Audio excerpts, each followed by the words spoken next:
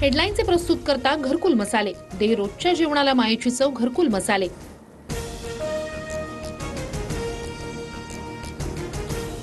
बीड हत्येच्या निषेधार्थ पुण्यात सर्वपक्षीय जनआक्रोश मोर्चा. संतोष देशमुखांच्या मुलीसह राजकीय नेते सहभागी होणार. लाल महाल ते जिल्हाधिकारी कार्यालयापर्यंत निघणार मोर्चा.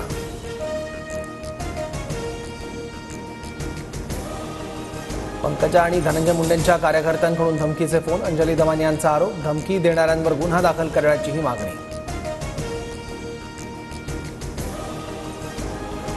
बीड हत्या प्रकरणात तपास करणारे अधिकारी कराडच्या जवळचे. जितेंद्र आव्हाडांचा खळबळजनक आरोप. एसआयटी मधील पीएसआय महेश विज्ञानचा कराडसोबतचा फोटो. आव्हाडांकडून ट्विट.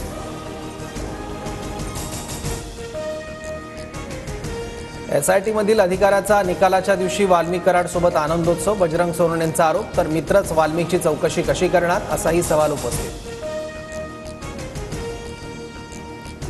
भ्रष्टाचाराविरोधात आवाज उठवल्याने देशमुखांची हत्या. आका आजही मंत्रिमंडळात बसल्यात. राऊतांचा आरोप. बीड जिल्ह्यातील सर्व पोलीस खातं बरखास्त करण्याचीही मागणी.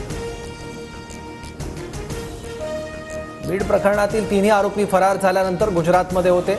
गिरनार मंदिरात सुदर्शन घुले. सांगळे आंधळेने 15 दिवस मुक्काम केल्याची माहिती चौकशीत उघड.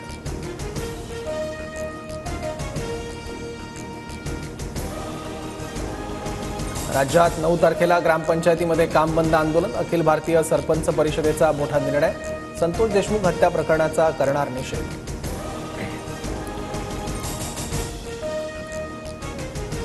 राज्य सरकारच्या जमा आणि खर्चात ताळमेळ नाही. कॅगकडून चिंता व्यक्त. तर राज्याची राजकोषीय तूट 2 लाख कोटींवर जाण्याची शक्यता असल्याचंही अहवालात नमूद. बुलढाण्यातील जयपूर गावात कमी मतदान झाल्यानं आमदार संजय गायकवाडांना संताप. 2000 विकले गेल्याचं म्हणत मतदारांवर बोलताना जीभ घसरली. 2,000 5,000 याच्यापेक्षा तर बरं झाल्यापेक्षा.